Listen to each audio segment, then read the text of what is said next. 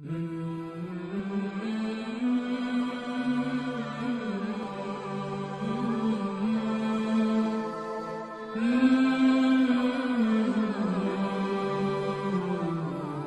12ویں صدی ہجری کے شب و روز و ماہ و سال کو ایک شخصیت فرض کر لیا جائے تو وہ بلا شبہ بطل جلیل جامع العلوم ظاہر و باطن شیخ الاسلام حضرت شاہ ولی اللہ محدث دہلوی رحمت اللہ علیہ کی ذات رفیع الدرجات ہے۔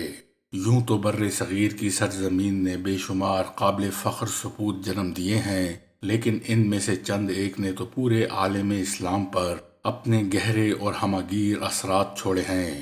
شاہ ولی اللہ محدث دہلوی کی ذات والا صفات انہی برگزیدہ ہستیوں میں سے ایک ہے کہ جن کی باکمال شخصیت آج جہاں طالبان حق اور سالکان معرفت کے لیے روشنی کا ایک صدا افروزہ مینار ہے، وہاں ان کے فکر کی ضیاء اور عمل کا فیض مستقبل کے لیے بھی قندیل راہ ہے۔ آپ کا نام نامی قطب الدین احمد ہے، لیکن ولی اللہ کے نام سے زیادہ معروف ہوئے۔ آپ 4 شوال 1114 ہجری بامطابق 1703 عیسوی میں ضلع مظفر نگر کے قصبے پھلت میں پیدا ہوئے۔ آپ کا خاندان علمی اور روحانی اعتبار سے ایک معروف حیثیت کا حامل تھا۔ اگر آپ کے سلسلۃ الذہب میں علم و فضل کی روایت جاری رہی تو سلوک و معرفت بھی اس خاندان کو ورثے میں ملی۔ شاہ صاحب کا بیان ہے کہ ہمارے خاندان کا ہر رخصت ہونے والا بزرگ نئے آنے والے کی پہلی بشارت دیتا رہا ہے۔ 7 برس کی عمر میں آپ نے قرآن کریم مکمل کیا، 10 سال کی عمر میں شرح ملائے جامی تک کتابیں پڑھ لیں اور کتابوں کے مطالعے کی استعداد پیدا ہو گئی۔ 14 برس کی عمر میں آپ کی شادی کر دی گئی۔ بقول شاہ ولی اللہ ان کے والد بزرگوار شاہ عبد الرحیم نے ان کی شادی باعجلت اس لیے کی تھی کہ انہیں بذریعہ کشف آئندہ رونما ہونے والے حادثات اور خاندانی اموات کے واقع ہونے کا علم ہو گیا تھا۔ 15 برس کی عمر میں آپ نے اپنے والد گرامی کے ہاتھ پر بیعت کی اور مشائخ صوفیہ بالخصوص مشائخ نقشبندیہ کے اشغال و اوراد میں مصروف ہو گئے اور توجہ و تلقین، آداب طریقت کی تعلیم اور خرقہ صوفیہ حاصل کر کے انہوں نے اپنی نسبت کی تکمیل کی۔ اسی سال آپ نے تحصیل علم سے فراغت حاصل کی، چنانچہ آپ کے والد شاہ عبد الرحیم اللہ نے اس موقع پر ایک دعوت کا اہتمام کیا جس میں وسیع پیمانے پر عوام و خواص کو مدعو کیا اور مسند درس و تدریس شاہ ولی اللہ کے حوالے کی۔ آپ ابھی 17 برس کے ہی تھے کہ آپ کے والد گرامی شاہ عبد الرحیم بیمار پڑ گئے۔ اسی مرض کے دوران شاہ عبد الرحیم نے آپ کو بیعت و ارشاد کی اجازت اور باقاعدہ خلافت عطا فرمائی اور فرمایا، ولی اللہ کا ہاتھ میرا ہاتھ ہے۔ آپ کے والد بزرگوار کا انتقال اسی بیماری میں 1131 ہجری میں ہوا۔ حضرت شاہ ولی اللہ نے اپنی عمر مبارک کے تقریباً 30 قیمتی سال اپنے والد کے مدرسہ رحیمیہ میں درس و تدریس میں گزارے۔ 1143 ہجری میں حرمین شریفین تشریف لے گئے، جہاں آپ نے اس وقت کے نامور محدثین سے حدیث کی سماعت کی۔ شیخ ابو طاہر مدنی شافعی سے خرقہ جامع حاصل کیا، جو تمام سلاسل کے خرقوں کا جامع تھا۔ آپ کا تمام تر تصنیفی کام حرمین شریفین سے واپسی کے بعد ہی انجام پایا۔ یہ وہ زمانہ تھا کہ جب آپ نے مدرسہ رحیمیہ میں تمام علوم کے لیے مستقل مدرس مقرر کر دیے اور خود تصنیف و تالیف اور سالکان طریقت کی تربیت کے ایسے کاموں میں مصروف ہو گئے جو تا دم واپسی جاری رہے۔ آپ نے زوال پذیر مغلیہ حکومت کے 10 بادشاہوں کا عہد حکومت اپنی آنکھوں سے دیکھا۔ سیاسی انتشار، فکری پراگندگی، محلاتی سازشیں، دین و مذہب سے بیزاری، الغرض وہ کون سی ایسی خامی اور نقص تھا جس میں پوری قوم اس وقت مبتلا نہ تھی۔ مرکزیت کے فقدان اور رات دن بادشاہوں کے قتل اور خون ریزی کے سارے واقعات آپ کے سامنے ہوئے۔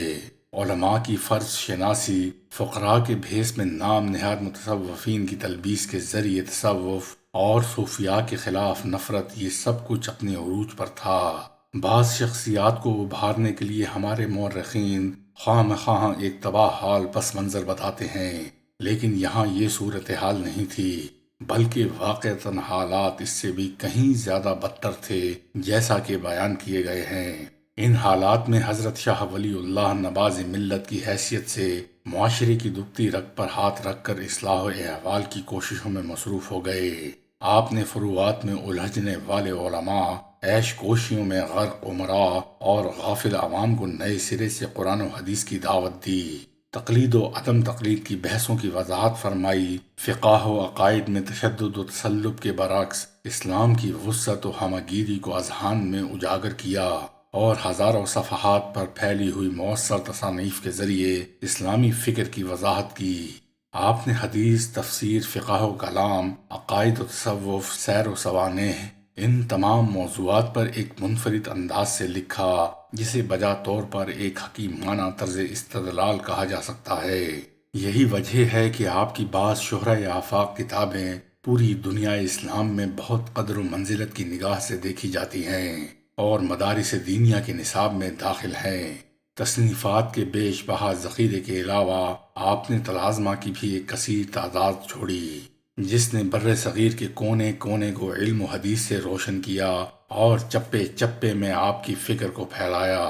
آپ کے چاروں صاحبزادگان عالم باعمل متقی اور اپنے والد گرامی کے نقش قدم پر ساری عمر علوم دینیہ کی ترویج و اشاعت میں مصروف رہے۔ چاروں صاحبزادوں کو آپ نے وصال سے پہلے مشائخ صوفیہ کے طریقے کے مطابق دستار خلافت بندھوائی۔ آپ کے بڑے صاحبزادے شاہ عبدالعزیز آپ کے جانشین اور آپ کی جامع زندگی کے مثالی پیکر تھے۔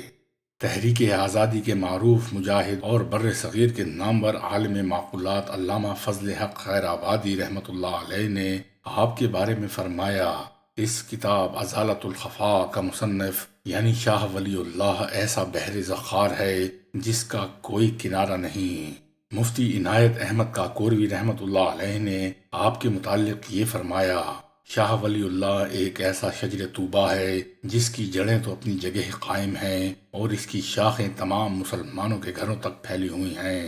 مسلمانوں کا کوئی ٹھکانہ ایسا نہیں جہاں اس درخت کی یہ شاخیں سایہ فگن نہ ہوں۔ اس کے باوجود اکثر لوگ بے خبر ہیں کہ اس درخت کی جڑیں کہاں ہیں۔ مولانا شبلی نعمانی لکھتے ہیں، ابن تیمیہ اور ابن رشد کے بعد بلکہ خود انہی کے زمانے میں جو عقلی تنزل شروع ہوا تھا اس کے لحاظ سے یہ امید نہیں رہی تھی کہ پھر کوئی صاحب دل و دماغ پیدا ہوگا، لیکن قدرت کو اپنی نیرنگیوں کا تماشا دکھلانا تھا کہ آخر زمانے میں شاہ ولی اللہ جیسا شخص پیدا ہوا جس کی نقطہ سنجیوں کے آگے غزالی، رازی اور ابن رشد کے کارنامے بھی مان پڑ گئے۔